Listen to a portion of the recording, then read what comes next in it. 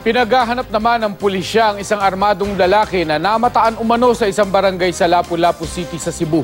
Inaresto naman sa bayan ng Oslob ang 6 na kahina-hinalang lalaki.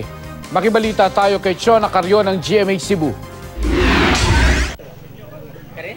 Nadatnan ng GMA News ang elite force ng Lapu-Lapu City Police na nagsagawa ng clearing operations sa mga sitio ng Barangay San Vicente noong Biyernes. Ginalugad nila ang buong komunidad hanggang sa area ng mangroves. Maliban sa tila gubat ng mangroves, hinalughog din nila ang maliliit na kuweba sa lugar. Sabi ng Lapu-Lapu City Police, may natanggap silang armed person alarm. Isang mangingisda raw ang nakakita sa mga kahina-hinalang tao pasado alas 10 ng gabi noong Huwebes.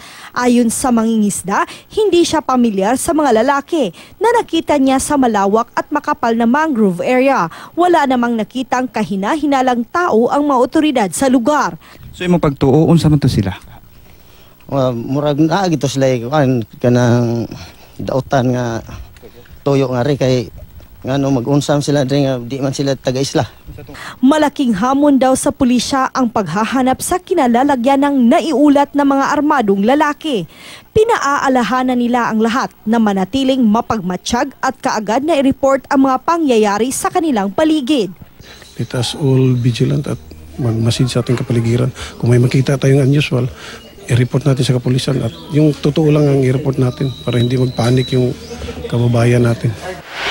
Sa bayan naman ng Oslob, nahuli ang 6 na kahina-hinalang lalaking sakay ng isang van. May nagtip daw sa pulisya tungkol sa mga ito nang nagpa-check up daw sila sa isang klinik at may isa umanong sugatan. Una silang namataan sa bayan ng Balamba noong Huwebes ng umaga. Naglatag ng checkpoints ang mga otoridad sa mga karatig bayan at sa bayan ng Oslob na datnan ang 6. Isang gabi raw na natili sa istasyon ng pulis ang 6.